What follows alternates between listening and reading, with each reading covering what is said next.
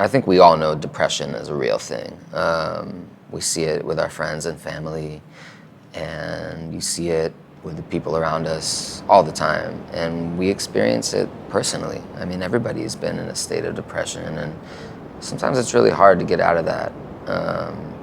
It's not just as easy as a friend saying, you know, giving advice or just trying to help out. I have found that music has gotten me out of some tough times.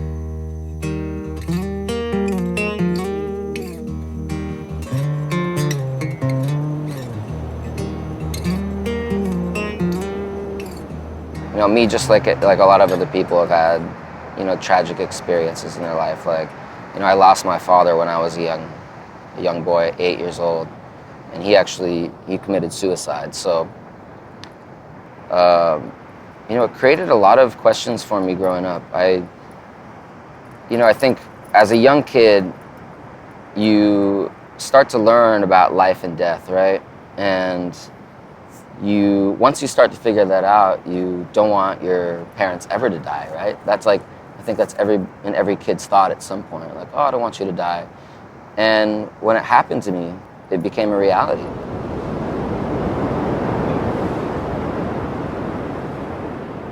At the time it happened, it was tragic, but I didn't really want to like talk about it. I just wanted to be like any normal kid, you know?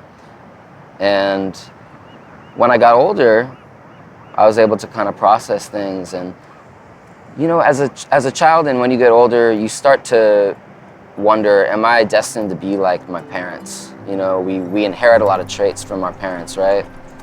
And for me, you know, considering that my dad had killed himself at a young age, you know, at some point I said to myself, am I destined to be like him, you know?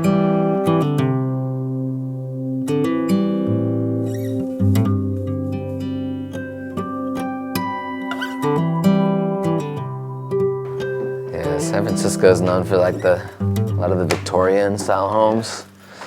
So this place was actually a lot smaller. We ended up remodeling it when I was like 13 or 14 or something like that. But I didn't really go out that much in high school. I'd go to school, come back, and just play guitar. And I had like a computer over here at this desk, and I would just look up tablatures all day. You know, alternative rock songs, oldies, Dave Matthews Band. So I literally would sit in this chair and just play my ass off. And oh man, this is my stuffed animal. This is Bozzy Bear, right here. Yeah, he's been through some good times. I was never ever at a point where I ever thought about doing something like that.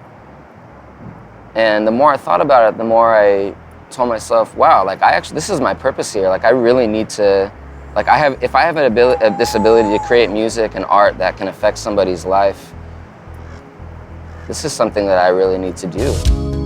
When all of this is said and done, you will be alone, 'cause I know this won't last forever.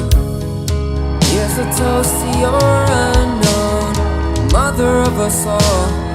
You and I are one together.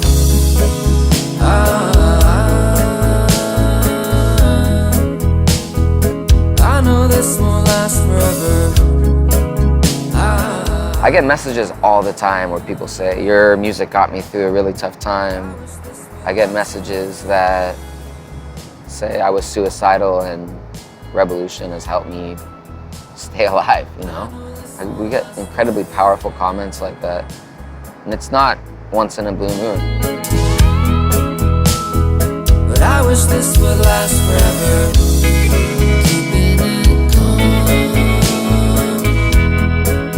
until we all fade away and gone. Keeping it calm. So guys, thank you for coming out here on a beautiful Friday night. I definitely think about what it would be like if my dad was still alive. You know, my dad was an Israeli folk dance teacher, so music was a huge part to his life. He would take these musical compositions and then write choreography, and he was a teacher here in San Francisco. And so at a young age, music was always heard in the household. So I wonder what he would think about me and the music that I'm creating. And, you know, obviously I think he'd be super proud. But, you know, he had a huge influence on my life. You know, we soak in everything we hear, everything we see at a young age, right? So literally the music that he was writing choreography to is music that influenced my sound. You know, I would hear something that he would write choreography to, and I would go to a piano not knowing how to play anything, and I would just try to sound out kind of what was going on in my head based on the music that he was listening to. So, no, I think he'd be super proud.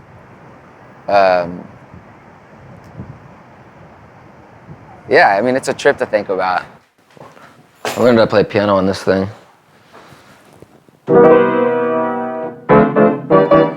So before I was playing guitar, I was a piano player from the age of, you know, 4 to 13, and then all my friends started playing guitar, and then that was like the cool thing to do, so I switched to guitar.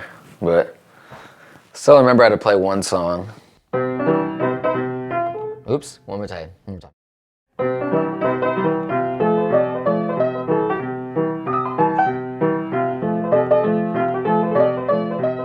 You know, I grew up just not wanting to share that part of my life with people, and I think it's important, you know, I think people will understand why I'm writing the stuff I'm writing, right? And, you know, how, like you know, it makes sense, and sometimes you have to go through some hardships to really know your purpose, right?